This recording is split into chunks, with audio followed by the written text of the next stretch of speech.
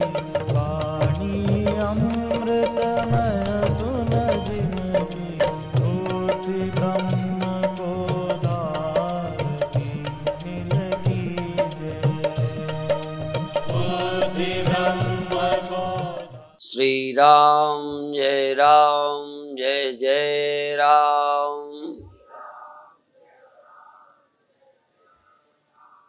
सच्चिदानंद भगवान की, सनातन धर्म की।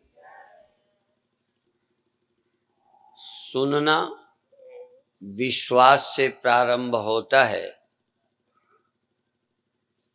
और सुनने की पूर्णता अनुभूति में पूरी होती है। यह सुनना पूरा हो जाता है।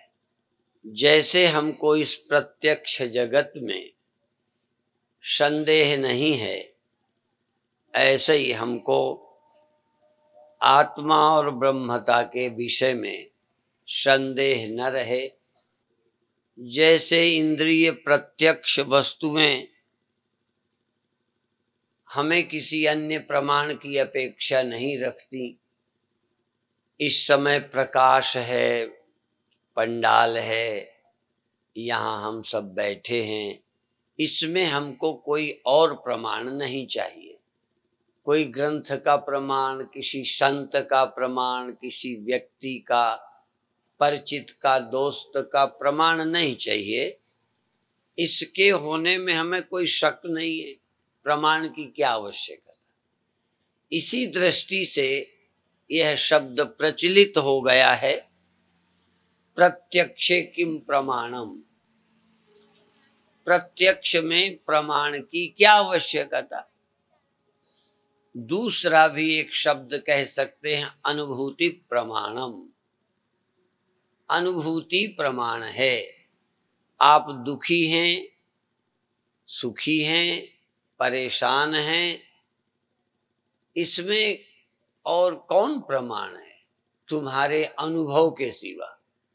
जब तुम परेशान होते हो, तुम अपने को परेशान अनुभव करते हो, हम पूछ लें कि इसमें क्या प्रमाण है कि तुम परेशान हो, तो आपको लगेगा भले तर्क न आते हों, जवाब देते न बने, कि इसमें प्रमाण की क्या जरूरत, हम तो हैं ही परेशान।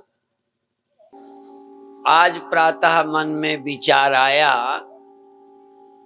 पर फिर कुछ कहा नहीं, कि आप अविकारी हैं, अपरिवर्तनशील हैं, आप अजन्मा हैं, अविनाशी हैं, इसमें क्या प्रमाण है। ना तो इसमें अनुभव अभी प्रमाण है, ना कोई प्रत्यक्ष प्रमाण है। इसी तरह से कुछ धर्म की बातें भी हैं। स्वर्ग है, नरक है, अगला जन्म है, इसमें क्या प्रमाण है। तो प्रायः कहना होगा कि हमारे ग्रंथ ही प्रमाण हैं, इसमें हमारा अनुभव तो कोई प्रमाण नहीं है। हमें अपने किए हुए पापों का फल भोगना पड़ता है, या इस समय जो हमको मिल रहा है वो हमारे किस कर्म का फल है, ये हमको कोई स्मरण नहीं है, प्रत्यक्ष नहीं है। एक छोटे बच्चे को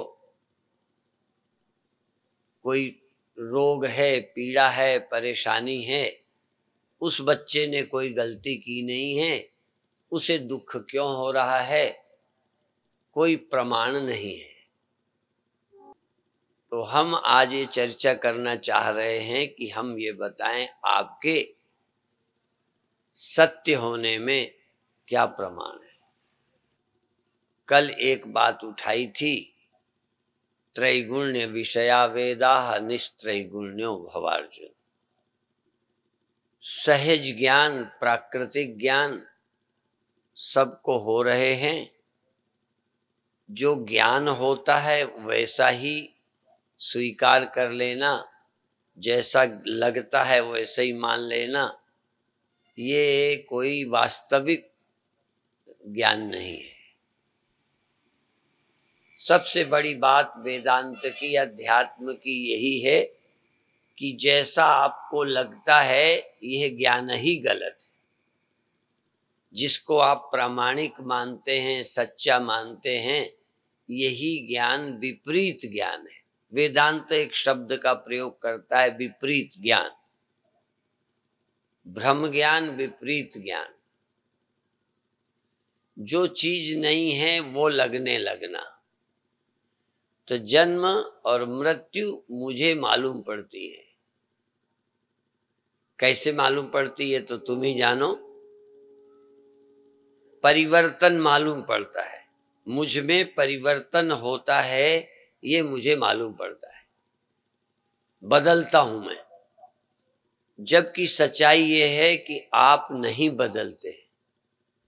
बहुत सूक्ष्म झीना ज्ञान है ये। मैं सोचता हूं कि आज समापन दिन है, इसलिए ध्यान के साथ कोई सोचने की पद्धति, जानने की प्रक्रिया, इस सत्य को कैसे समझें। अभी तक हमको जो दिखता है उसे सत्य मानते हैं। अब तरीका बदलना है। जो देखता है वो सत्य है, जो दिखता है वह हो सत्य, हमें कोई आपत्ति नहीं। पर यदि कुछ दिखता है तो देखता भी तो कोई है, उसको कैसे नकार सकते हो। यदि कोई अनुभव होता है, कोई अनुभूति होती है, तो अनुभूति भी वो किसी को तो होती है, वो अनुभवी तो होगा, जिस पर हमारा ध्यान नहीं जाता। इसी को उपनिषदों में प्रतिबोध विदित कहा है। जब भी कोई ज्ञान होगा तो ज्ञाता अवश्य होगा, जब कोई अनुभूति होगी तो अनुभवी जरूर होगा। यहां तक ध्यान करते करते कहीं ऐसी जगह खो गए जहां ध्यान न रहा, होश न रहा, पता ही न रहा, तो वहां से जब ध्यान से आए तो बताया उस समय कुछ पता ही नहीं था। ये बिल्कुल सच है कि पता नहीं था। तो उस समय आपका अस्तित्व वहां था कि नहीं। यदि वहां कुछ नहीं था, पता ही नहीं चल रहा था कहाँ चले गए, वह आपका अनुभव ही है। पर हम नहीं सोच पाते कि वहां भी मैं था, नहीं तो उस अज्ञानावस्था का वर्णन कौन करेगा। वह आपका देखा हुआ है, वह आपका अनुभव किया हुआ है। इसलिए ध्यान में अनुभूतियों को ही महत्व नहीं देना, अनुभवी को महत्व देना है। और किसी न किसी दिन ये सब घटनाएं आपको घटेंगी, और घटते घटते आप इस निष्कर्ष पर पहुंच जाएंगे कि आप कौन हैं। आप कौन हैं, उसके समझाने के लिए उपयुक्त उदाहरण ढूंढना मेरे को कठिन पड़ता है, पर कोशिश करता हूं कि समझाऊं।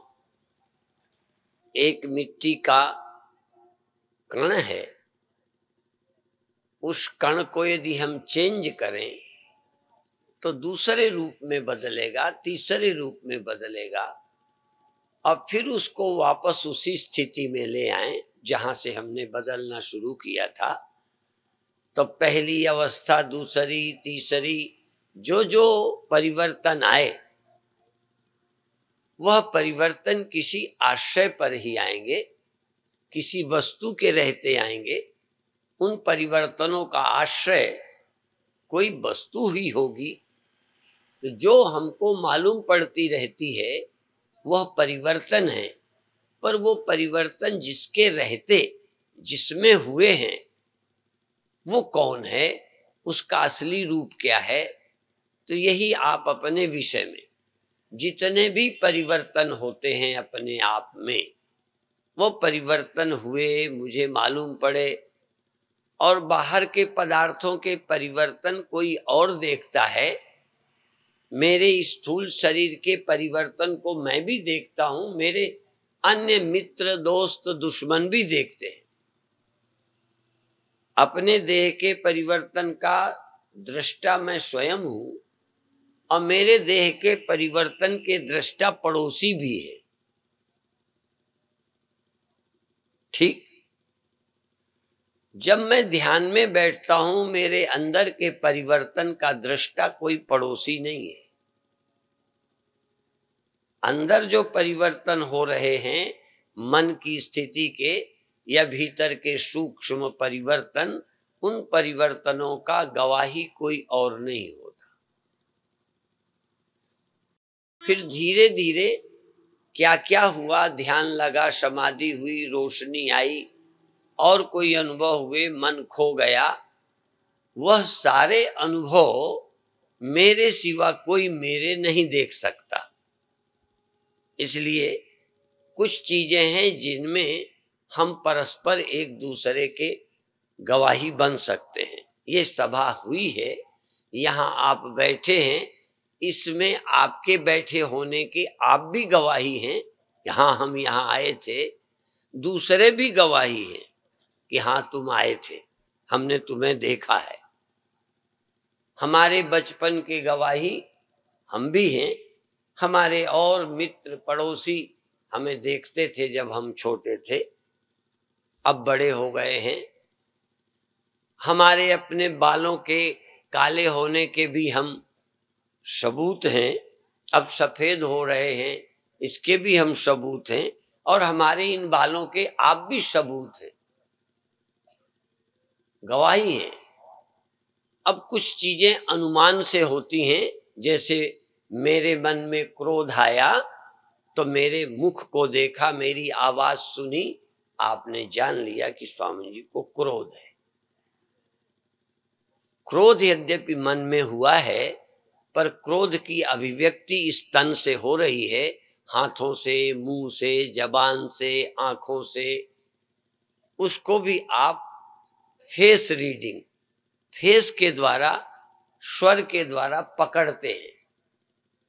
आवाज का पता चलता है। फोन में कोई मीठी आवाज में बोलता है, क्रोध से बोलता है, तो आप समझ लेते हैं वो बहुत दूर है, उसकी आवाज सिर्फ आ रही है, तो आवाज से भी आप उसे समझते हैं। आप अपनी आवाज को भी देखें कि जब आप बोलते हो तो कैसे बोल रहे हो। और बहुत बड़ा फर्क होता है जब आप क्रोध में बोलते हो, इरादे की खोट होती है, इरादे से, नफरत से बोलते हो। उस शब्द में यदि लिखा जाए तो कोई नफरत नहीं है, पर स्वर में नफरत है, बोलने वाले में नफरत है, और उसको तुम पकड़ सकते हो। कई बार जब दो लोग लड़ते हैं, बाद में जब हम सामने बुलाकर पूछते हैं तो कहते हैं हमने तो यही भर तो कहा है। अब वो स्वर कहाँ चला गया, वो आपके अंदर की मनोदशा कहाँ चली गई, उसको आप छिपा लेते हैं।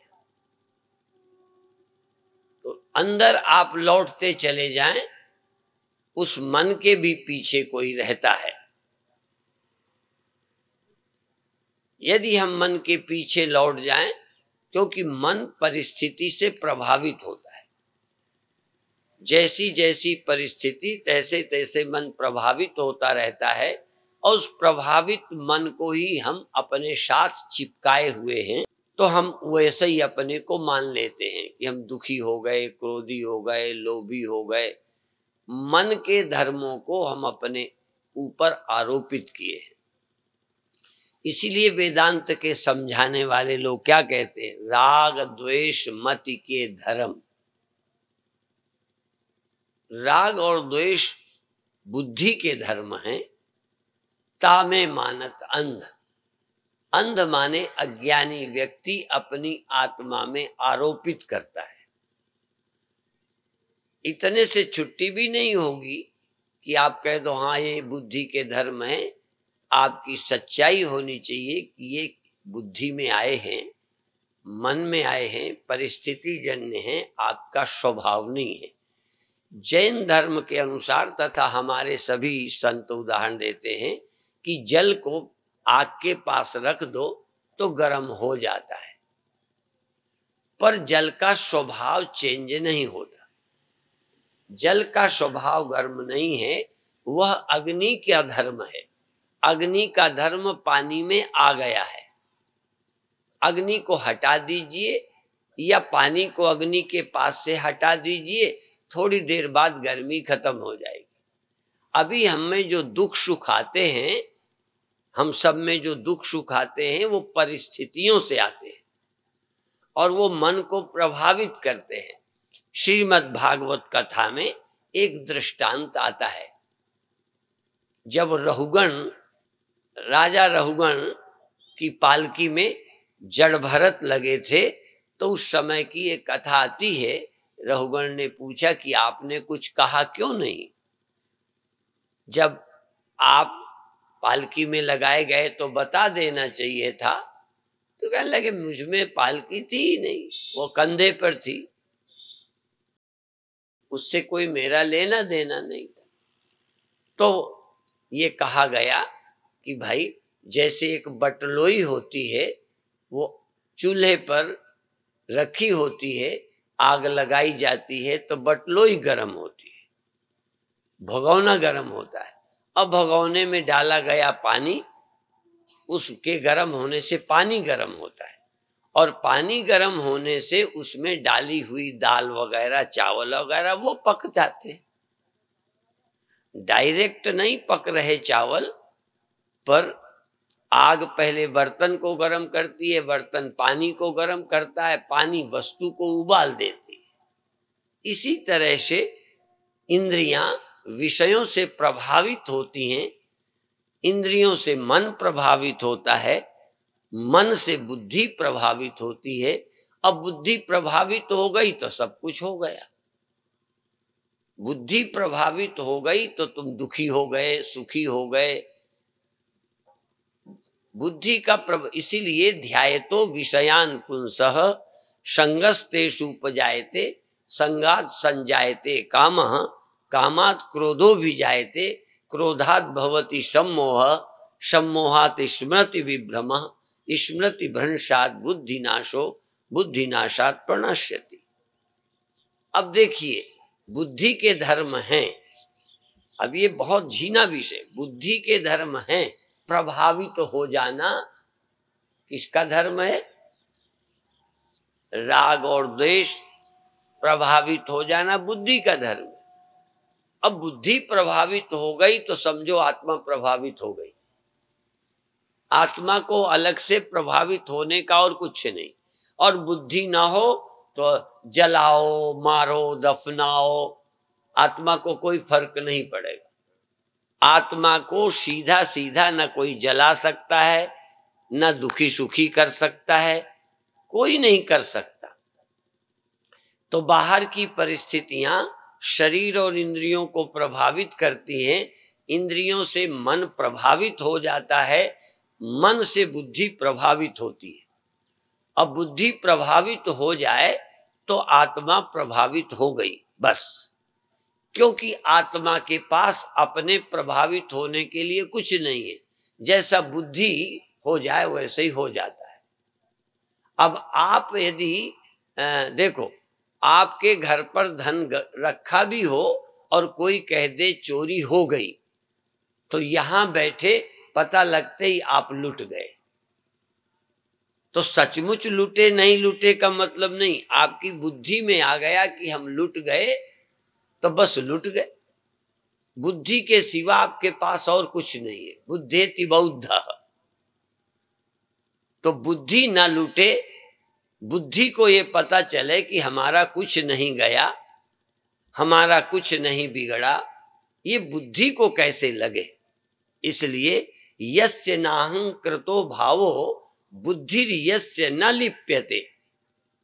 जिसकी बुद्धि लिप्त नहीं होती, मैंने किया है, मुझे ये चाहिए था, मुझे बड़ा होना है, ऐसा जिसकी बुद्धि में ख्याल नहीं है, जिसकी बुद्धि में बड़ा होने का ख्याल नहीं है, वो है ही बड़ा, है ही मुक्त, है ही आत्मा, ऐसा जिसकी बुद्धि में है वह फिर लिप्त नहीं होता, फिर कर्म करके धन कमा के बड़ा नहीं बनता, क्योंकि बुद्धि में बड़ा बनने का ख्याल ही नहीं। क्यों नहीं है? क्योंकि उस बुद्धि में आत्मा की ब्रह्मता या अपनी ब्रह्मता बुद्धि में स्पष्ट है। इसलिए स्थित प्रज्ञ असल में आत्मा के ठीक होने का कोई लाभ नहीं है यदि बुद्धि ठीक ना हो, और आत्मा के बिगड़ जाने का भी कोई दुख नहीं होता यदि बुद्धि न बिगड़ती। असल में तो आत्मा का कोई लेना ही देना नहीं, कहीं ना कहीं घुमा फिरा कर बुद्धि ही सब कुछ है। और बुद्धि क्या है? आम लोगों की बुद्धि बाहर से इंद्रियां, इंद्रियों से मन और मन से बुद्धि प्रभावित होती है। बुद्धि अभी आत्मस्थ नहीं है, स्थित प्रज्ञ नहीं है। हमारी बुद्धि अभी हमसे प्रभावित नहीं है, हमारी बुद्धि हमसे प्रभावित नहीं, या हमारी बुद्धि अभी हमारे अनुसार नहीं है, अभी विषयों के अनुसार है। सारे निर्णय बाहर से हमारे ऊपर लादे हुए हैं। जैसे कोई राजा हो और राजा की महिमा के लिए राजा की विशेषता न बताकर बुराइयां और बताता रहे कोई उसी का साथी, कि ये तो हो गया, उनकी ये तैयारी है, ये हो गया है, तुम्हारा तो कुछ है ही नहीं, उसका मनोबल गिर जाए। ऐसे ही हमारी बुद्धि हमारे को हीन भावना से ग्रस्त कर देती है। ऐसी अभी हमारी बुद्धि नहीं है कि बाहर का सब कुछ नष्ट भी हो जाए पर हमारी बुद्धि हमारे स्वरूप का स्मरण दिलाकर हमें मुक्त रख सके। इसलिए ऐसी अभी हमारे पास बुद्धि नहीं है। बुद्धिर्यस्य बलम तस्य, बुद्धिर्यस्य बलम तस्य निर्बुद्धेस्तु कुतो बलम। जिसके बुद्धि है उसी के पास बल है। अब बुद्धि का मतलब अभी है नहीं, ऐसा नहीं है, है बुद्धि, पर ये अनात्म बुद्धि है, विषय बुद्धि है, सांसारिक बुद्धि है, माइक बुद्धि है। ये बुद्धि इधर की ही नाप तोल करके हमारे को संदेश देती है कि तुम्हारा ये बिगड़ गया। जैसे कैसे मैं समझाऊं, एक घड़ा मकान में रखा है, एक घड़ा मकान में रखा है, मकान भी है घड़ा भी है। अब घड़े के दिमाग में यह है कि ये मकान मेरा है, मैं यहाँ सुरक्षित हूं, ये नहीं रहेगा तो मैं कहाँ रहूंगा। दूसरा ख्याल कि मैं घड़ा हूं, मैं भी फूट जाऊंगा, नहीं रहने वाला हूं, ये ख्याल है। अब ये ख्याल सदा बुद्धि पर ही होगा, बिना बुद्धि के कोई स्मरण नहीं हो सकता। चूंकि घड़े में बुद्धि नहीं है, मकान में बुद्धि नहीं, इसलिए वहां कोई भ्रम नहीं है। इसलिए अपनी ओर से थोड़ा बुद्धि उसे दे दो, पर बुद्धि दो जो घड़े को समझती हो और मकान को, बस मिट्टी पर कभी विचार ना करती हो, ऐसी बुद्धि हो। तो बस उसके अंदर यही ख्याल है, ये बिगड़ जाएगा ये। अब कोई यहां तक तो चलो एक घड़े की बात बता दी, जरा आप कल्पना करो मकान भी और घड़ा भी। नींद आ गई उस बुद्धि को, थोड़ा नींद आई तो बाहर का भूल गया, मकान घड़ा। अब वो स्वप्न देख रही है घड़े होने का, मकान होने का। अब देखिए, तो ये बुद्धि स्वप्न देख रही है और स्वप्न में कुछ हुआ, नींद खुली तो वो चला गया, फिर ये इस जगत में आ गई। बस ये हमारे अंदर है, सारा दारोमदार बुद्धि का है। इस बुद्धि के दारोमदार को खत्म करने के लिए क्या करें? दो तरह का देखो। अभी ये देह जो तुम्हारा है ये भौतिक है, चलो बना हुआ है, ये सच्चा वाला है, मान लेते हैं। अब इस सच्चे वाले देह को तुम रात को भूल जाते हो तो तुम स्वप्न में देह नहीं बना लेते। और उसको कोई मारे तो, उसकी हत्या हो जाए तो, उसको लूट ले कोई तो। अब देखो, तो ये देखना कि बुद्धि का देह स्वप्न में है। ये इस समय तुम्हारा ये देह है, उस समय तुम्हारा स्वप्न का देह था, बुद्धिजन्य देह था, बुद्धि का पैदा किया हुआ। अब बुद्धि का देह और ये देह में कोई फर्क नहीं।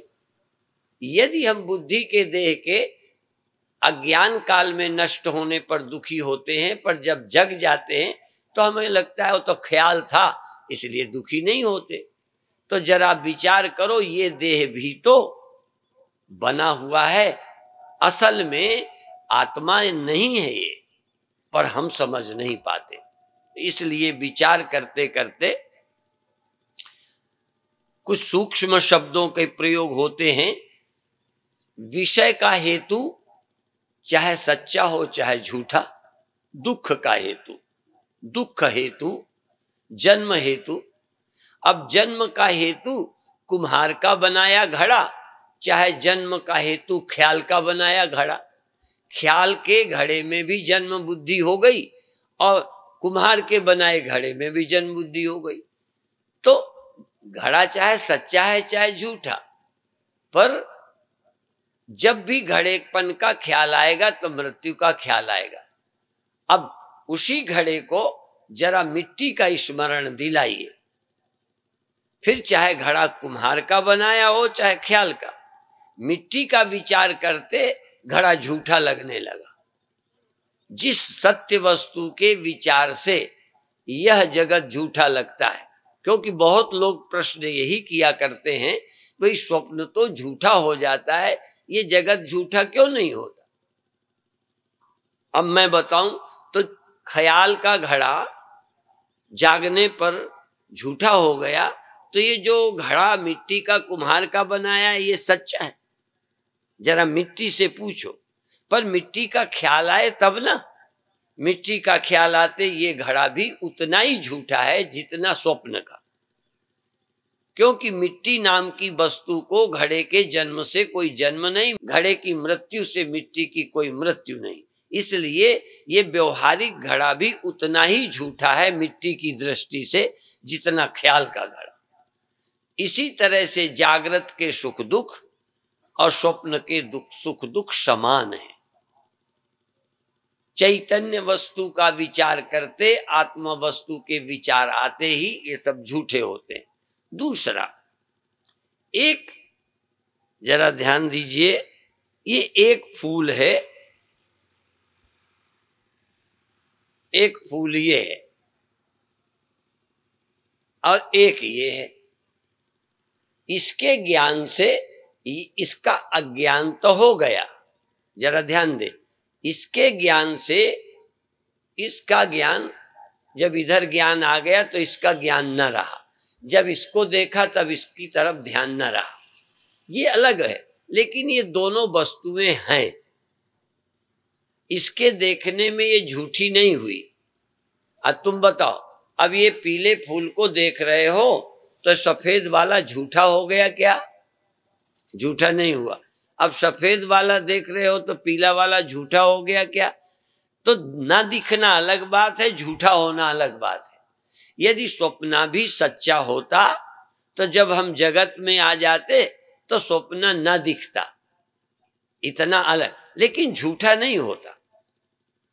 पर जब हम स्वप्न देखते हैं तो ये जगत नहीं दिखता, लेकिन झूठा नहीं होता। इसी तरह से इन दो वस्तुओं से हमको ये समझने की कोशिश करनी है कि बाध क्या है।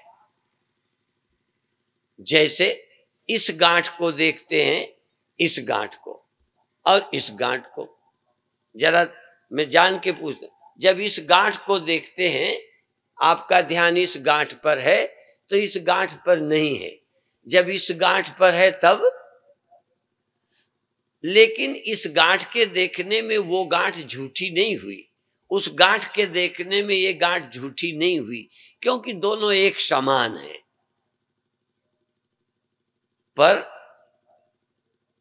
एक ऐसी वस्तु है और भी छोटे, एक शकोरा है एक घड़ा है, तो घड़ा के देखने में शकोरा दिखना बंद हो गया, या घड़ा को देख के शकोरा छोटा लगने लगा, शकोरा को देख के घड़ा बड़ा दिखने लगा, ये तो ठीक है। पर घड़ा के देखने में शकोरा मर नहीं गया, शकोरा देखने में घड़ा मर नहीं गया, दोनों की औपाधिक सत्ताएं हैं। एक के ज्ञान से दूसरा ज्ञान बाधित नहीं होता, पर जागृत ज्ञान से स्वप्न ज्ञान झूठा हो जाता है, बाधित होता है। फर्क समझना है। एक जानवर को मैं देखता हूं और एक मैं मनुष्य को देखता हूं। मनुष्य के देखने से जानवर खत्म नहीं होता, जानवर के देखने से मनुष्य खत्म नहीं होता। दोनों को हम समान रूप से देख रहे हैं। किसी एक ज्ञान से दूसरा ज्ञान नष्ट नहीं होता, पर यदि एक के जानने से दूसरा नष्ट हो जावे, झूठा हो जाए, तो वो झूठा है। मेरे हाथ में यदि दो घड़ियां हों तो एक घड़ी दिखाऊं या दूसरी दिखाऊं, दोनों सच्ची हैं। इसके दे देने पर वो घड़ी तुम्हारे काम की भले ना हो, पर घड़ी तो है। ये दे दूं तो ये ना दूं, ये दोनों सत्ताएं समान हैं। पर यदि एक शीशा हो और एक घड़ी हो तो दूसरी घड़ी वहां दिखती है नहीं। इसलिए यदि इस घड़ी को हटा लूं तो दूसरी घड़ी बोलो नहीं रहती। दोनों का फर्क समझना है हमें, दोनों में फर्क क्या है। तो ये जगत जो है, जिसको तुम देख रहे हो, न देखने मात्र से झूठा नहीं होता। न देखने से झूठा होता तो रोज रात को हम नहीं देखते, लेकिन जगत की सत्यता ज्यों की त्यों बनी रही। इसलिए झूठ को झूठ जानना। एक चिड़िया शीशे में चोंच मारती है और जब शीशे को ढक देते हैं तो उसकी समझ में चिड़िया झूठी नहीं होती, दिखनी बंद होती है। उसकी समझ में उसकी सत्यता बरकरार है। उसको ये लगेगा शीशा उलट दिया, अब वो दिखती नहीं, या उसको उड़ा दिया, वहां से हटा दिया, तो ये समझ के चली गई कि वहां चिड़िया है जिसको मैं छोड़ के आई हूं। उसको ये नहीं लगेगा कि वो है ही नहीं, झूठी थी, मेरी छाया थी। आप जब शीशे के सामने से चले जाते हो तब आपके ख्याल में रहता है कि मुख वहां छूट गया है।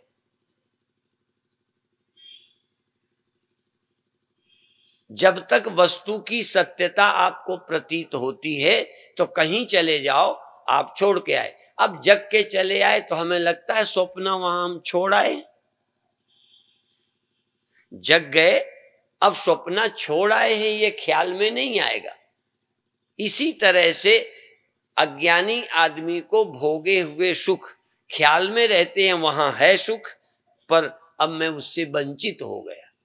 ज्ञानी पुरुष किसी सुख से वंचित नहीं होता। जब वो ध्यान में आता है तो बाहर के सुख थे ही नहीं, हैं ही नहीं, कोई छोड़ के नहीं आया। अज्ञानी आदमी सुख को छोड़ता है, ज्ञानी आदमी किसी सुख को छोड़ता नहीं। सुख बुद्धि ही खत्म होती है, क्योंकि सुख बुद्धि मेरे भ्रम से थी। इसलिए बड़ा आमूल फर्क है अज्ञानी की सोच में और ज्ञानी की सोच में। उस सोच के बदलने के लिए ही वेदांत की आवश्यकता है। स्वप्न के सुख दुख और जागृत के सुख दुख में 1% फर्क नहीं, 1%। स्वप्न के सुख दुख जागृत के समान होते हैं। फर्क है जागृत के सुख दुखों की हमें परवाह है, स्वप्न की परवाह नहीं है, क्योंकि हमारी बुद्धि मानती है कि वो सब झूठे थे, ये झूठे नहीं है। जिस दिन हमारी बुद्धि में भी ये समझ आ जाएगा कि ये भी हमारी बुद्धि मात्र हैं, बुद्धि के कारण ही जन्म मरण सुख दुख हानि लाभ लगते हैं, मैं तू यह वह का वेद बुद्धिजन्य है। और अज्ञानी अज्ञान से युक्त बुद्धि ही इस तरह की कल्पनाएं करती है। जिस समय ब्रह्म ज्ञान हो जाएगा ये कल्पना समाप्त होने लगेगी। इसलिए ब्रह्म ज्ञान की आवश्यकता है तो कठिन, ब्रह्म ज्ञान आसान नहीं है। कई बच्चे जब पढ़ने जाते हैं तो कठिन विषय को नहीं चुनते। कई बच्चे अपना भविष्य और लाभ देखते हैं तो चाहे विषय कठिन है पर भविष्य की उन्नति समझकर कठिन से कठिन विषय को लेते हैं। सवाल है कि विषय सरल है तो बड़ा लाभदायी होगा या ये नहीं है। सरल होने से कोई चीज बहुत महत्व की होती हो या कठिन होने से कोई चीज महत्वहीन होती हो, ऐसा नहीं है। यदि हमको महत्व की चीज चाहिए तो कठिन होने पर भी वर्ण करना है, चुनना है। ऐसे सब्जेक्ट चुनो जिससे तुम्हारा भविष्य अच्छा हो। ऐसे ही उस ज्ञान को चुनो, उस मार्ग को चुनो जिस मार्ग के चुनने से तुम्हारा जीवन सदा सदा के लिए निर्द्वंद हो जाए, मुक्त हो जाए। क्षण भर का सुख तो कहीं बैठ जाओ हो जाता है। किसी दुखी आदमी को किसी खेल तमाशे में लगा दो, दुख भूल जाता है। पर भ्रम नहीं जाते, दुख में सत्य बुद्धि नहीं समाप्त होती। जन्म मरण का ख्याल तो नींद में चला जाता है, पर जन्म मरण की सत्यता निवृत्त नहीं होती। जन्म मरण में सत्य बुद्धि ज्ञान से ही समाप्त होती है। अधिष्ठान के ज्ञान से अध्यस्त वस्तु की सत्यता का भ्रम निवृत्त हो जाता है। इसलिए सत्य वस्तु के विज्ञान से बनी हुई वस्तुएं बनावटी मिथ्या लगने लगती हैं। इसलिए मिथ्या वस्तु से कुछ बनता बिगड़ता नहीं। जब ये समझ आ जाता है कि ये जन्म मरण मिथ्या है, केवल प्रतीत है, इसमें कोई वास्तविकता नहीं, तो जन्म मरण जो सताते थे हमको, वो सताने बंद हो जाते हैं। सुख दुख का प्रभाव हमारे जीवन में नहीं रहता, उसकी परवाह नहीं रह जाती। इसलिए ज्ञानी पुरुष गतासून आगतासून नानु सोचंति पंडिता। तो इसलिए आपको थोड़ी सी बातें कहीं। तो अब अधिष्ठान के ज्ञान से क्या होता है, अभी अभी मैं कह रहा था, इस गांठ में ध्यान जाने से ये गांठ खत्म नहीं हुई, इस गांठ के जानने से ये खत्म नहीं हुई, झूठी नहीं हुई। मान लो ये खोल भी दे, ये खोल दिया तो वो गांठ अपनी जगह है, उसमें कोई फर्क नहीं पड़ता है। पर एक वस्तु ऐसी है, छोटी और बड़ी गांठ अपनी जगह है, लेकिन एक ऐसी सत्य वस्तु है जिसके विज्ञान से दोनों गांठें सच्ची नहीं लगेंगी। एक तीसरी वस्तु है, अभी कह रहा था, सकोरा कहने से घड़ा झूठा नहीं हुआ, घड़ा कहने से सकोरा झूठा नहीं हुआ, लेकिन मिट्टी कहने से दोनों घड़े और सकोरे दोनों एक साथ, कुछ भी नहीं। मिट्टी की सत्यता को देखो तो दोनों सच्चे नहीं। इसके सच्चे देखने से वो भी सच्चा है, झूठा नहीं है। कोई स्त्री सच्ची है तो पुरुष सच्चा नहीं, पुरुष सच्चा है तो स्त्री सच्ची है, ऐसा नहीं है, बल्कि दोनों साथ जुड़वा सच है। पर जाग जाओ तो सपने के दोनों झूठे। यही बात है, ब्रह्म ज्ञान से जीव ईश्वर, अज्ञानी के लिए एक इनमें सत्यता, जीव सत्य ईश्वर सत्य, मैं सत्य तू सत्य, यह सत्य वह सत्य। पर ब्रह्म विज्ञान से ब्रह्म ही एकमात्र सत्य है, न जीव सत्य है, न अनेक सत्य है, न जगत सत्य है। ब्रह्म वेदम सर्वम, ब्रह्म सत्यम जगन मिथ्या। इसलिए ब्रह्म ज्ञान बहुत आवश्यक है। अब थोड़ी देर ध्यान करेंगे। देह में आपकी चेतना है, आपकी बुद्धि, आपकी अनुभूति इस देह में आबद्ध है।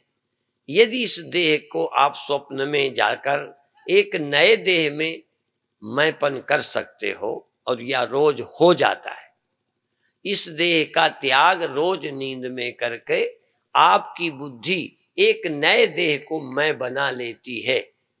भले ही वो इसी के समान है, पर उस देह में मैंपन हो जाता है।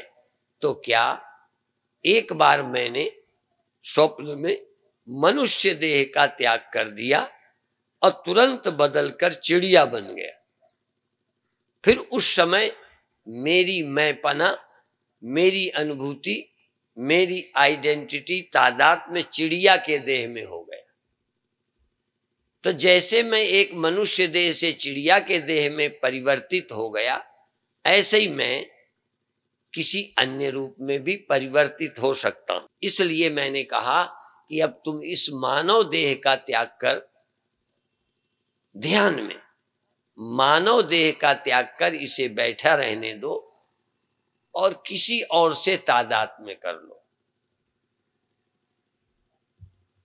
मैं कुछ दिन तक अपने गुरुदेव के मृत शरीर का ध्यान करता था और मेरा तादात्म्य पूरा गुरुदेव के उस देह से हो जाता था जो 5 दिन मृत्यु के बाद रखा गया था। ध्यान करते करते मैं बिल्कुल वही रूप बन जाता था।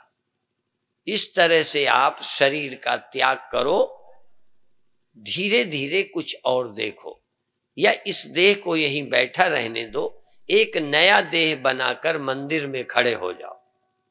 इस देह को यहां बैठा रहने दो, ध्यान करो, सावधानी से करो, बहुत सावधान रहो।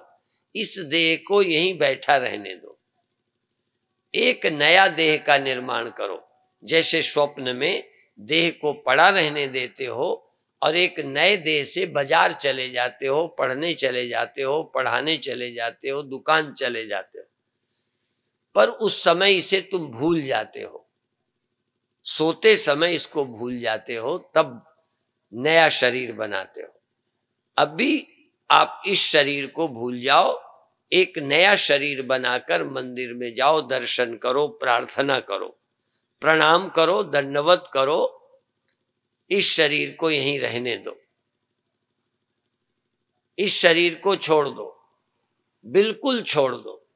जब सोने में छोड़ देते हो, कभी कभी मन आपका चला जाता है तब भी छोड़ जाते हो, ऐसे ही आप ध्यान में अपने मन को अपने इष्ट देवता में मंदिर में कहीं ले जाओ, या जहां प्रियता है वहां ले जाओ।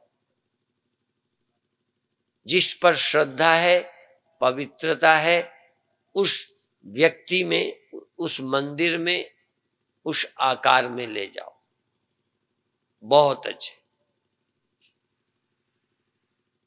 सरलता से ले जाओ यदि ले जा सकते हो, और फिर मन जल्दी से वापस आ जाएगा, फिर ले जाओ, फिर वापस आ जाएगा।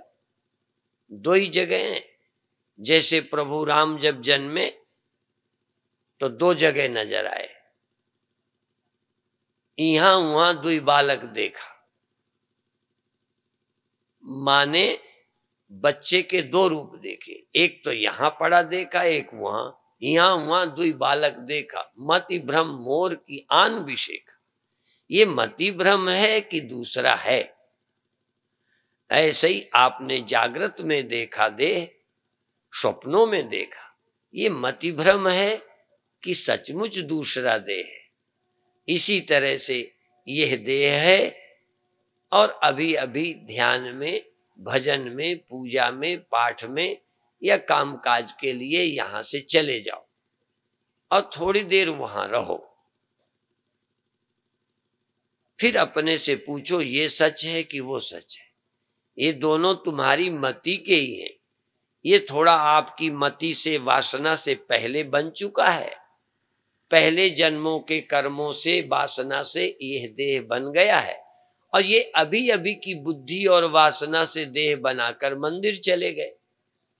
अभी अभी भक्ति, वासना, उपासना, भावना जगी कि मैं मंदिर में बैठूं, दर्शन करूं, तो मैंने एक देह और बना लिया।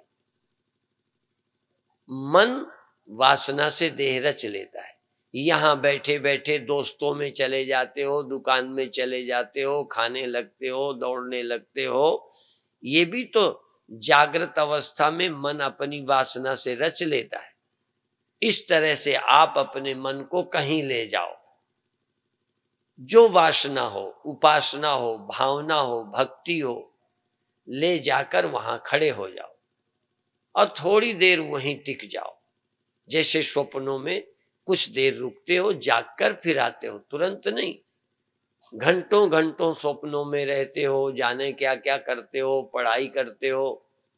कई बार तो स्वप्न में ही विवाह हो जाता है, विदा होती है, लड़के तक हो जाते हैं और देह में नहीं आते, नींद नहीं खुलती। इसी तरह से आप जागृत अवस्था में अपने मन को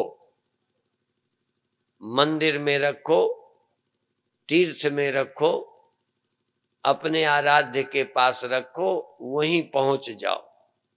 एक नए देह का निर्माण कर लो। और फिर तीसरा, देह का त्याग कर दो। जैसे ये ख्याल वाले देह का त्याग किया है, उसका त्याग कर दो। और ये जो देह पहले की वासना से बनाया है, जिसको तुम भौतिक और सच्चा कहते हो, यह भी तुम्हारी वासना से ही बना है। पर ये पूर्व कर्म वासना के कारण जरा मजबूत है, दृढ़ है, पर ये भी वासना जन्य है। असल में आत्मा ही सत्य वस्तु है। और अब थोड़ी देर के लिए कल की तरह अपने ध्यान को शरीर के भीतर अंदर जागृत करो। और जैसे घड़े के भीतर पोलाई होती है, घड़े के बाहर पोलाई होती है। घड़े के भीतर आकाश, घड़े के बाहर चारों तरफ आकाश होता है। ऐसे तुम्हारे शरीर के भीतर निराकार, शरीर के चारों तरफ बाहर निराकार। तुम्हारे बाईं तरफ तुम्हारे शरीर से सटा हुआ निराकार आकाश है, दाईं तरफ है, पीठ की तरफ है, पेट की तरफ आगे है, सिर के ऊपर है। आपको आकाश चारों ओर से घेरे हुए है। आपके चारों तरफ आकाश है। ये कल्पना नहीं है, ये कल्पना नहीं है, ये सच्चाई है। आपकी पीठ की तरफ खालीपन है कि नहीं? आपके छाती के आगे तरफ खालीपन है कि नहीं? दाईं तरफ, बाईं तरफ, सिर के ऊपर आकाश चारों ओर से तुम्हें घेरे हुए है। आकाश ने तुम्हें चारों ओर से घेर रखा है। और चारों ओर से भी नहीं, भीतर से भी। यदि भीतर भी खालीपन न होता तो श्वास नहीं ले सकते थे। श्वास क्यों लेते हो? क्योंकि भीतर भी खालीपन है। घड़े के भीतर खालीपन न होता, ठोस होता, तो पानी कैसे भरते? पानी भरने का मतलब घड़ा पोला है।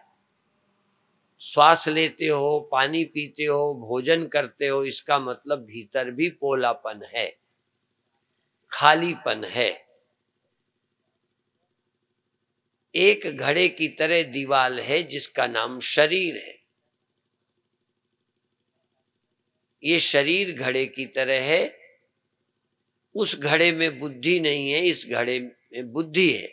इसलिए बुद्धि द्वारा ख्याल करो कि देह के भीतर भी खालीपन, देह के बाहर भी खालीपन।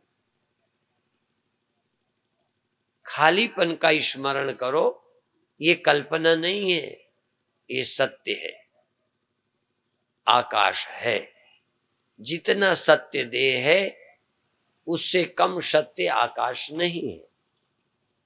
इसलिए यदि देह है तो आकाश भी है, देह भी है तो खालीपन भी है।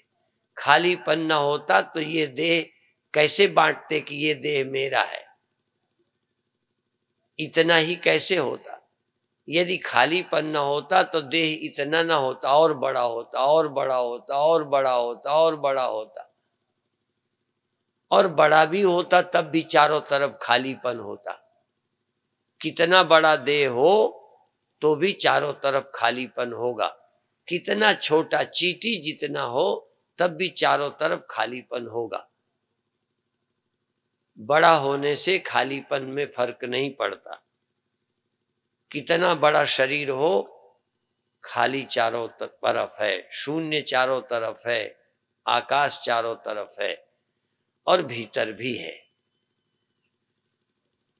धीरे धीरे आप देह से तादात्म्य तोड़ दो। अब आप अपने को देह के बजाय आकाश बना लो। तुम्ही को बनना है। तुम अपनी बुद्धि से ही देह बने हो। जन्मों जन्मों देह बनने की इच्छा की थी तो देह बने हो। जैसा देह बनने की जरूरत पड़ी तैसा देह बने हो, पशु पक्षी मनुष्य। तो अब आप ऐसी वासना करो कि मैं निराकार आकाश बन जाऊं। निराकार आकाश बन जाऊं ऐसा ध्यान करो। आकाश हो ही जाओ। थोड़ी देर को तुम निराकार आकाश बन जाओ। तुम आकाश बन गए, अब न गंदे हो सकते हो, न कट सकते हो, न मर सकते हो, न तुम्हारा अंत है।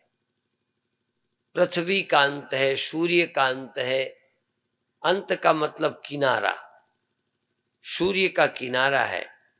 हमने सूर्य को गोला गोला देखा, चारों तरफ सूर्य से खाली जगह है। सूर्य से खाली जगह है, चांद से, तारों से, व्यक्ति से। ऐसा कोई नहीं है जिसके चारों तरफ खाली ना हो। पृथ्वी के चारों तरफ खालीपन है। एक ही चीज है, वो है आकाश, जिसका किनारा नहीं है। हवा भी चलती है। चलने वाली चीज की जगह खाली होती है तो इधर से उधर जाती है। शरीर क्यों चलता है? क्योंकि इधर नहीं था, चल के आया। अब यहां से चल के जाएगा जहां नहीं है। हवा भी चलती है, शरीर भी चलता है, इंद्रियां भी चलती हैं, मन भी चलता है। नहीं चलता तो सिर्फ आकाश, निराकार नहीं चलता। परिवर्तन होता है इस चैतन्य परमात्मा में। परिवर्तन नहीं होता, मन में होता है, इंद्रियों में होता है, देह में होता है। चैतन्य आत्मा में कोई परिवर्तन नहीं होता। बहुत अच्छे। और परमात्मा कैसा है? आकाशवत सर्वगतश्च नित्या। थोड़ा सा फर्क। बिल्कुल परमात्मा और आकाश एक जैसे ही हैं, बस थोड़ा सा फर्क है। परमात्मा आत्मा आकाश की तरह सर्वगत और नित्य है। आकाश सर्वत्र है, निराकार है। इसी तरह चैतन्य आत्मा सर्वगत है, नित्य है, और एक चीज चैतन्य है। चैतन्यम शाश्वतम शांतम व्योमातीतम निरंजनम। यह चैतन्य, यह गुरु तत्व, यह ब्रह्म तत्व चैतन्यम शाश्वतम शांतम व्योमातीतम। व्योम से भी अतीत है। व्योमातीतम निरंजनम बिंदु नाद कलातीतम। बिंदु और नाद से, कलाओं से अतीत है। ऐसे गुरु को, ऐसे प्रभु को नमस्कार है। ऐसे ब्रह्म को, ऐसे गुरु तत्व को, ऐसे आत्म तत्व को नमन है, जो आकाश की तरह निराकार है, निर्विकार है, शुद्ध है, किसी से कटता जलता मरता नहीं है। आकाश, अवकाश, खालीपन, भीतर भी है, बाहर भी है, और दीवाल में भी व्याप्त है, शरीर की नस नस में व्याप्त है। अवकाश है वो, जगह है वो, सबको अवकाश देता है। सब आकाश में रहते हैं। आकाश किसी में नहीं रहता। आकाश में सब सूर्य, चांद, पृथ्वी, जलवायु सब रहते हैं। पर यह आकाश भी जिस चैतन्य में, चिदाकाश में रहता है, यह आकाश भी चिदाकाश में रहता है, चेतना में रहता है। यह चेतना चैतन्य है जिसमें आकाश का बोध है। आकाश की अनुभूति भी जिस चेतन में रहती है, जिस चेतन के बिना आकाश का अनुभव नहीं होता। इसलिए उपनिषदों ने कहा एतद आत्मनः आकाशः संभूता। इस आत्मा से आकाश हुआ। आत्मा से आकाश हुआ, आत्मा आकाश से नहीं हुई। इस आत्मा से सब कुछ हुआ है। इस आत्मा से मन हुआ है, बुद्धि हुई है, इंद्रियां हुई हैं, संपूर्ण संसार हुआ है। आत्मा कोई एक डिब्बी में हींग की तरह नहीं रहती। आत्मा मन नहीं है, आत्मा इंद्रियां नहीं है। इंद्रियां इस देह में हैं, मन यहाँ है, इस मन में इंद्रियां हैं, ये मन बुद्धि में है, ये बुद्धि चैतन्य में है। ये बुद्धि चैतन्य आत्मा में रहती है। बुद्धि में आत्मा रहती है, ये भाषा गलत है। विषय इंद्रियों के आश्रित हैं, इंद्रियां मन के आश्रित हैं, मन बुद्धि के आश्रित है, बुद्धि चैतन्य तत्व के आश्रित है।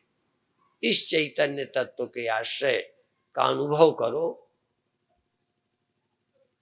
चिद तत्व, तुम मन बन के सोचो ही नहीं, शरीर बनो ही नहीं, इंद्रियां बनो ही नहीं। एक बार उतार फेंको, सबको आग लगा दो, सब नष्ट हो गया, आकाश बचा। एक बार जैसे महाप्रलय हो गई, कुछ बचा ही नहीं, सिर्फ आकाश बचा। सारा संसार नष्ट हो गया, शरीर भी नष्ट हो गया, इंद्रियां भी नष्ट हो गई, मन भी नष्ट हो गया। एक चैतन्य तत्व है। चिदाकाश माकाश वासम भजे हम, नमामीश मीशान निर्वाण रूपम, निजम निर्गुणम निर्विकल्पम निरीयम, चिदाकाश माकाश वासम भजे हम। ये चिदाकाश माकाश शब्द आता है। चिदाकाश माकाश, चिदाकाशम आकाशा, ये चिद ही आकाश है। अभी तक हमने चिदाकाश का अनुभव ही नहीं किया।